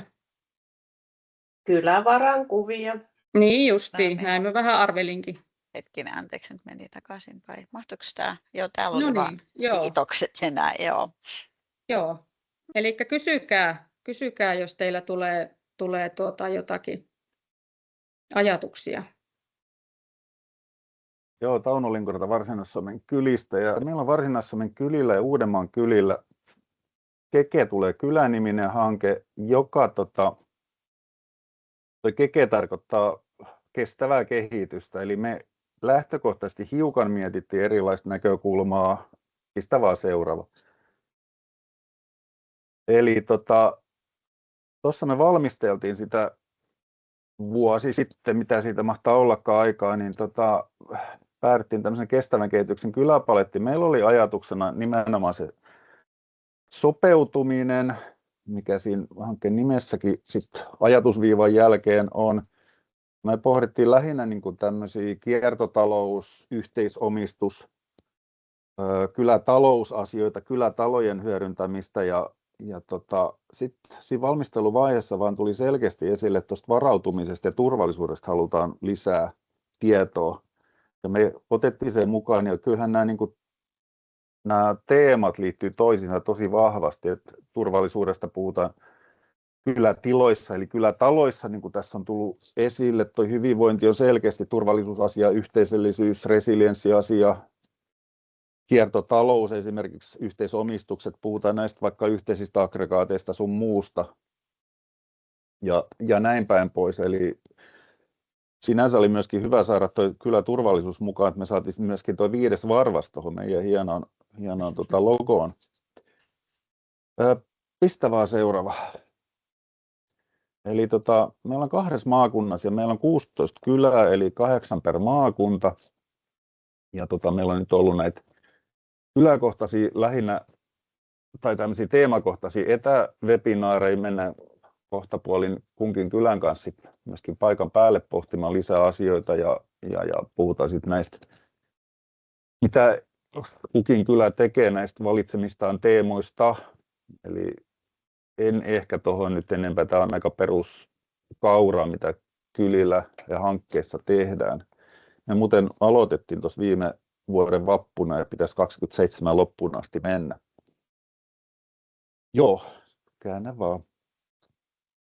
Tuossa on tuo yksi meidän peruskysymys, miten me lähestytään tätä ja mikä niin kuin meidän hankkeen osa on tässä varautumisessa ylipäätään, koska tässä alkaa olla toimijoita aika paljon.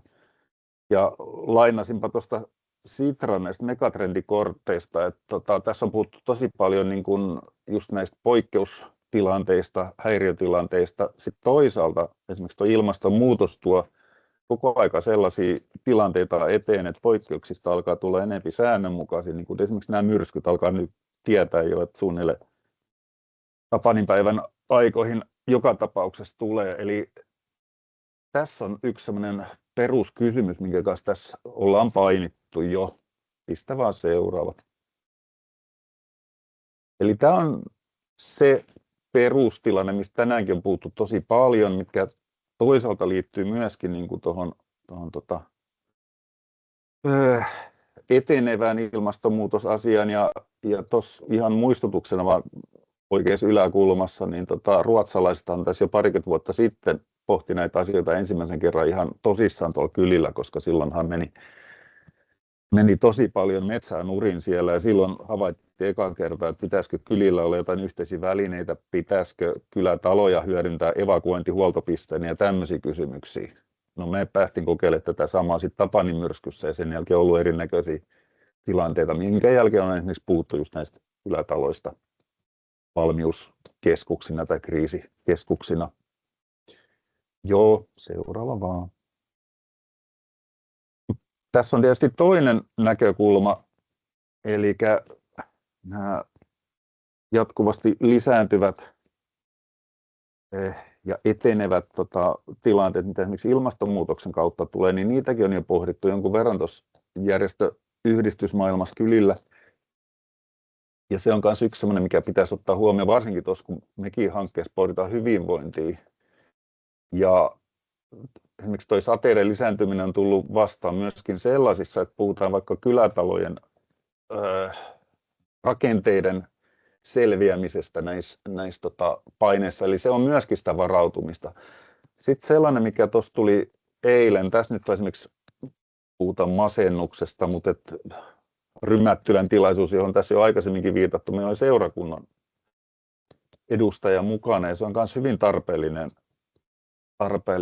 elementti tässä, kun varautumisesta puhutaan, koska nämä ajat ei välttämättä suosi mitenkään semmoista iloista mielentilaa. Laita vaan seuraava.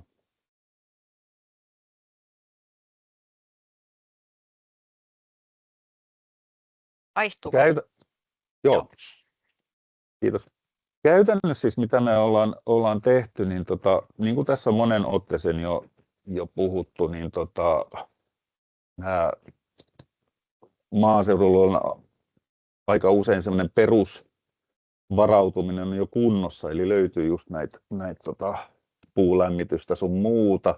Yksi sellainen, mikä tässä on myöskin tullut vastaan, yksi henkilö yhdessä kyläillassa esimerkiksi heitti sellaisen, että tuleeko tästä tämmöinen kyläkulttuurin paluu, eli puhutaan vaikkapa tämmöisestä tavarantoimituksen ketjujen katkoista, eli yhtäkkiä me ei saadakaan sitä avokadoa, kun tuolla on jossain Suetsin kanavalla joku suuri laiva poikittain ja muuta, että tuleeko tässä myöskin niin kuin tämä huoltovarmuus sinne kylätasolle entistä selkeämmin, että pitäisi pohtia näitäkin. Mutta ihan samalla tavalla, mitä tässä on tänäänkin puhuttu, niin just se yhteisö, yhdessä tekeminen, suunnittelu, tieto erinäköisistä asioista, se niin kuin myöskin puhuttu tänään ja monen otteeseen se, että miten sitä tietoa sitten säilytetään, käsitellään, jaetaan, se on aina yksi iso kysymys. Mutta se, mikä ehkä tuossa meidän hankkeessa myöskin noussut jonkun verran esiin, on tämmöiset omavaraisuusasiat ja esimerkiksi se, että voiko kylätalo olla laajemminkin tämmöinen niin kuin kestävän kehityksen keskus, jos lähdetään oikein maalailemaan laajemmin, eli voiko siellä olla vaikka jotain yhteisöviljely tai vastaavaa, mutta joka tapauksessa niin varautuminen taipuu monen suuntaan ja tosiaan niin kuin nämä, mitä mekin nyt sitten kartoitetaan kylillä, ne on aika pitkälti se kylätasolla, vaikka toki olla mukana sit, jos isompaakin aluetta koskevaa suunnittelua tehdään, mutta on just nämä kylätalojen tilojen kehittäminen, puhutaan kyläradioista, mietitään löytyykö kylältä kaivoja vielä, onko kellareita, jotka voisivat olla jopa yhteiskäytössä, tämmöisiä asioita. Ja se on myöskin yksi, mikä tässä on ehkä tullut esille, että ylipäätään tuo kylätalojen arvostuksen ja tiedon esille ottaminen, eli nyt huomannut, että esimerkiksi kunnissa on hiukan eri tavalla katsottu näitä kylätalojakin taas, jotka ennen ollut ehkä semmoisia, että se on nyt joku vanha rakennus kylällä, jossa ne nyt joskus kokoontuu, mutta sillä saattaa olla vähän isompikin merkitys näissä uusissa tilanteissa. Pistä vaan seuraava. Eli tuo kylätalokartoitus, mihin tästä jo viitattiinkin, niin Varsinais-Suomi teki muiden mukana ja kesäkuusta lähtien niin kerran kuussa aina lähti kylätiedotteeseen erinäköisissä tilaisuuksissa, koitettiin sitä muistuttaa, että tätä tehdään ja siitä on nyt tulokset toimitettu eteenpäin Kylävara-hankkeelle. Meidän maakunnassa ei ehkä oltu kauhean innostuneita ilmoittamaan, mutta kyllä siellä nyt reippaat 30 löytyi.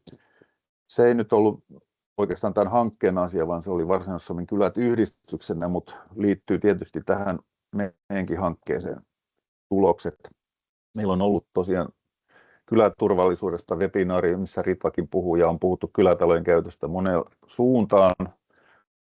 Ja tuossa ehkä sellainen, että meillä on ollut näitä työpajawebinaareja, ne on suunnattu nimenomaan hankekylille, mutta meillä on tämmöinen kylävaraisuus, joka on sitten niin kuin avoimempi ja siinä ehkä suoraan semmoista sitten, miten varautuminen, turvallisuus ja ehkä se omavaraisuus liittyy toisiinsa. Plus, että meillä on tarkoitus tuossa lokakuussa semmoinen KEKRI-tapahtuma, jossa tätä asiaa ja tematiikkaa lähestytään hyvinkin monelta suunnalta. Joka tapauksessa se on Uudellamaalla mahdollisesti rinnakkaistilaisuus Varsinais-Suomessa myöskin. Heitäpä seuraava. Tässä vaiheessa varmaan Anukin voisi tulla linjoilla vai? Joo, Anu saa kommentoida ja kertoa kaiken sen, minkä mä unohdin tässä.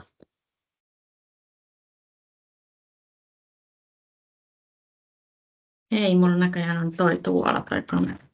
Joo, ei mitään unohtanut, Taneet ihan hyvin kaikki kertoi, mutta naamani näytän minäkin, eli olen täällä Uudenmaan puolella vastaavassa niin kuin toiminnanjohtajan ominaisuudessa tästä hankkeesta.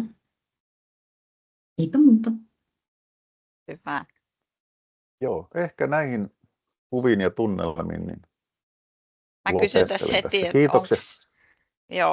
kiitos. Mä kysyn heti, että onko se avoin webinaari, niin miten siihen pystyy ilmoittautumaan? Tämä kylävaraisuus. Onko siihen Siitä tulee olemassa jotain tietoa linkkiä? sitten. Niin, joo, okei. Ei ole vielä, että meillä on ohjelma aavistuksen avoin, mutta kyllähän se tässä sitten, kun ohjelma on valmis, niin sitten ruvetaan mainostelemaan kaikille, että se on tosiaan niin kaikille avoin. Joo. Hyvä. No niin, kiitos Varsinais-Suomi ja Uudenmaan pikainen esittely. Ja sitten mennään vielä hetkeksi Satakunnan puolelle. Siellä Hanna Ruohola myöskin vastaavalla tittelillä nykyisin, eli Satakunnan Satakylien toiminnanjohtaja. Olen Ruohola Hanna ja Satakylien toiminnanjohtaja, eli Anun ja Taunon kollega täältä Satakunnan puolelta. Ja eipä tässä nyt niin hirveästi ehkä jäänyt mulle kerrottavaa muuta kuin, että mitä meillä on tällä hetkellä meneillään. Katsotaanpas, no niin. Ihan nopeasti vaan, niin kuin Ullakin tuossa sanoi, eli Varma-hankehan ei ulotu Satakunnassa muuta kuin Rauman alueelle, mutta meillähän on 16 kuntaa ja noin 170 kyläyhdistystä tässä meidän alueella, eli tuonne Karviaan asti ulotutaan pohjoiseen. Mitä meillä tällä hetkellä on menossa vähän teemaan liittyen, niin meillä on tällainen aika samantyyppinen hanke meneillään kuin Varsinais-Suomen ja Uudenmaan kylien toi Keke-hanke, eli meillä on tämmöinen Kylätalot käyttöön -hanke, joka on alkanut myöskin jo edellisvuoden puolella, eli 2024 syksyllä, ja se on suunnattu satakuntalaisille yhdistystoimijoille, ja siinä on mukana siis erilaisia kylätaloja, 20 kappaletta meillä täällä Satakunnassa. Minkä takia tällaista jossain vaiheessa ruvettiin suunnittelemaan, niin puhuttiin juuri siitä, että näitä kylätaloja, yhteisöllisiä tiloja ylipäätäänkin on paljon maaseudulla, ja niihin käytetään paljon resursseja, niitä lämmitetään, niitä pidetään kunnossa, niin siksi me haluttiin myöskin ehkäistä sitä vajaakäyttöä ja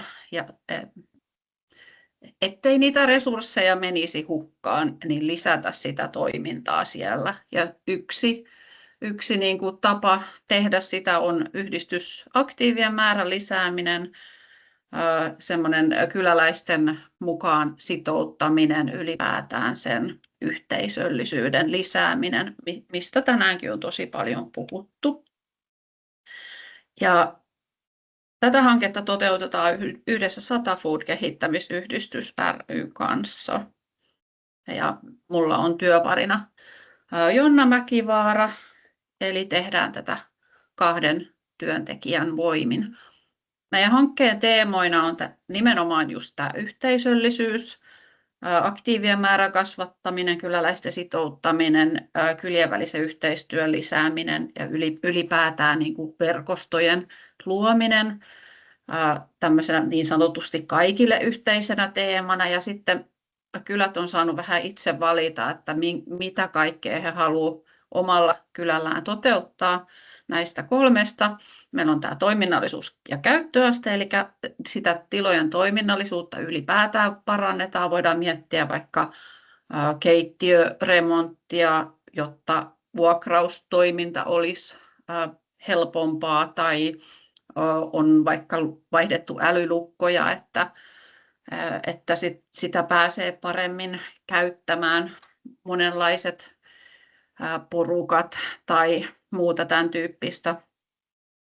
Käyttöasteen nostaminen yleisesti ollaan autettu muun muassa kotisivujen ja somen luomisessa ja varauskalenterien luomisessa kotisivuille ja tämän tyyppistä. Sitten tämä energiatehokkuus ja kiertotalous liittyy myöskin, niin kuin Taunokin tuossa äsken sanoi, niin tosi paljon myöskin tähän varautumiseen ja valmiuteen. Eli ollaan tosiaan, tai mietitään niitä talojen energiatehokkuusasioita, lämmitysasioita, tämän tyyppisiä, että se olisi vaikkapa talvilämmin ja sitä pystyttäisiin ylläpitämään. tai lämmittämään, pitämään lämpimänä, ettei se kävisi kukkaron päälle liiaksi. Ja sitten tämä kiertotalous, jakamistalous, kaikki nämä yhteiset kuuluu tähän myöskin. Ja sitten tämä varautuminen on vielä niin kuin omana kokonaisuutena. Se on toki sitä kylätalojen turvallisuutta ja sen miettimistä ihan siis jo niin kuin, että siellä on kaikki turvallista, mutta sitten myöskin tämä varautuminen kriisi- ja poikkeushäiriötilanteisiin. Ja meillä onkin kylätaloja, joita on nyt varusteltu tosi pitkälle. On sydäniskureita, on aggregaatteja, on niitä mikä se on, virtaa vai vaihde? Verkonvaihto.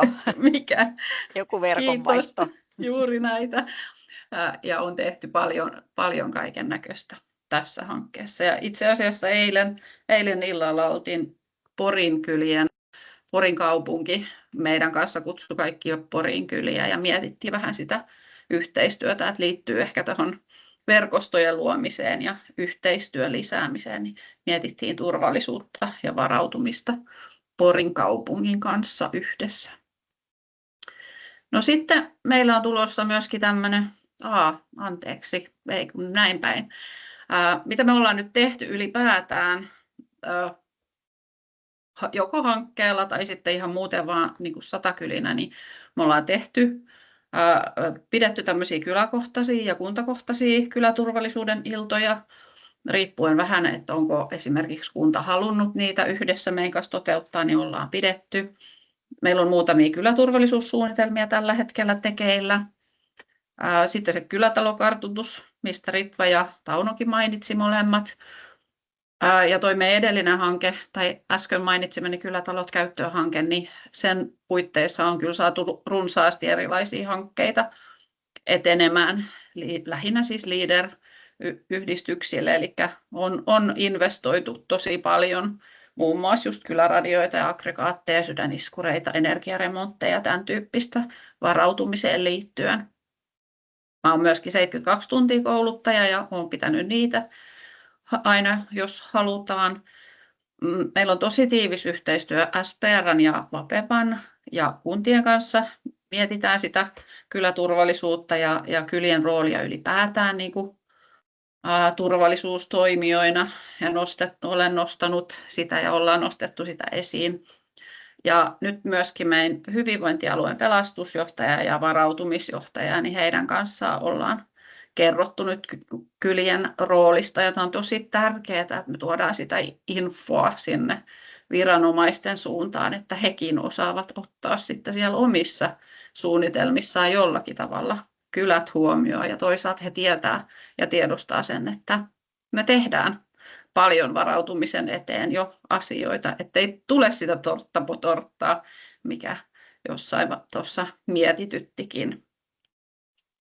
Sitten meillä on kyläradioverkoston luominen nyt kova tohina päällä niin, että meillä on radioamatöörien kanssa tehty kovasti yhteistyötä, käyty esittelemässä kuntiin, kylille. Ja nyt radioamatöörit myöskin halusivat tämmöistä niin kuin konsultaatioapua tarjota kylille, että jos he haluavat opetella kyläradion käyttöä ja muuta, niin meillä on nyt tämmöinen konsulttiverkosto sitten radioamatöörien kanssa luotu kyläläisille. Tämä on ollut sellainen tosi puhuttava aihe tällä hetkellä. Sitten se, mitä olin jo äsken sanomassa, eli meillä on alkanut tämän vuoden alusta tämmöinen Kyläturvaa yhdessä varautuen hanke. Se on Leader Satasillan hallinnoima. Siinä on myöskin Leader Pohjois-Satakunta, Leader Pomovest Uudeltamaalta ja sitten me Satakylät mukana.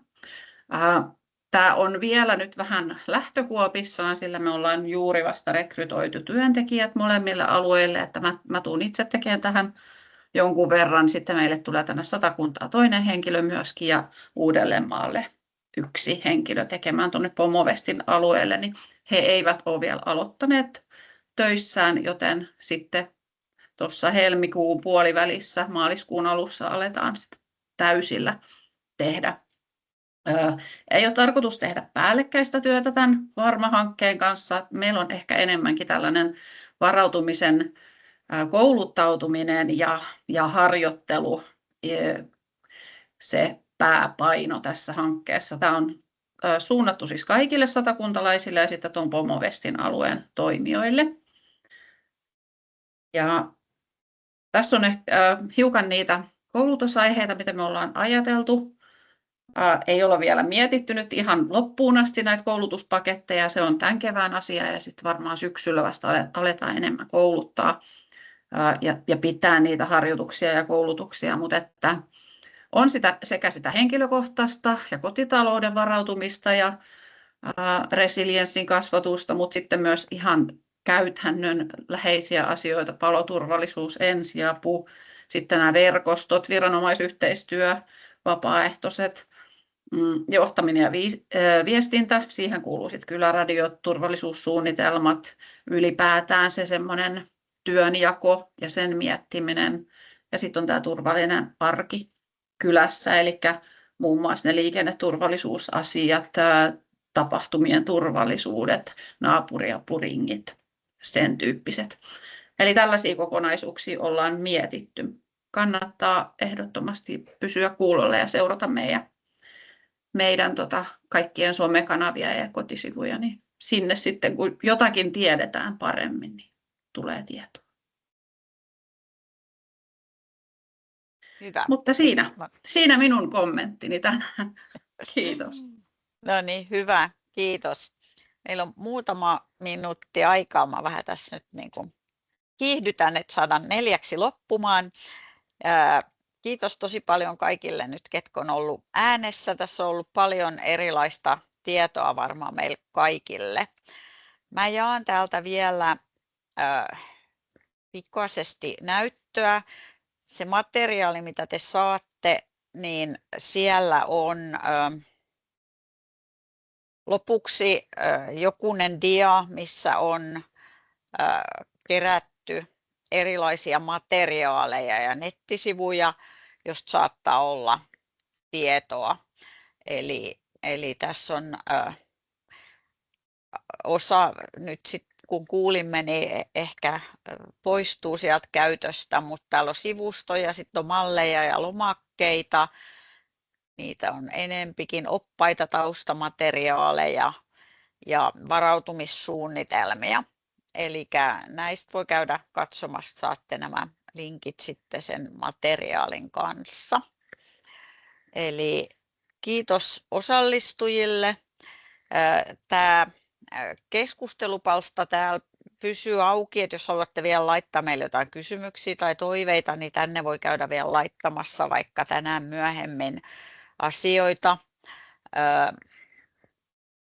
Jos te haluatte tästä kyseisestä hankkeesta tietoja, niin me otetaan käyttöön tuo maaseutuverkoston nettisivusto, missä on tämä Varaudumme älykkäästi maaseudulla hankkeen nettisivu, niin sinne tulee ainakin jotakin materiaaleja, mutta parhaiten varmaan ottamalla seurantaan kunkin meidän LEADER-ryhmän nettisivut. Ja tosiaan tämä webinaarin tallenne tulee Ravakan YouTube-kanavalle ja se on siellä 2 viikkoa. Jos sitä haluaa jotenkin erikseen vielä siihen palata, niin sit voi myös pyytää meiltä.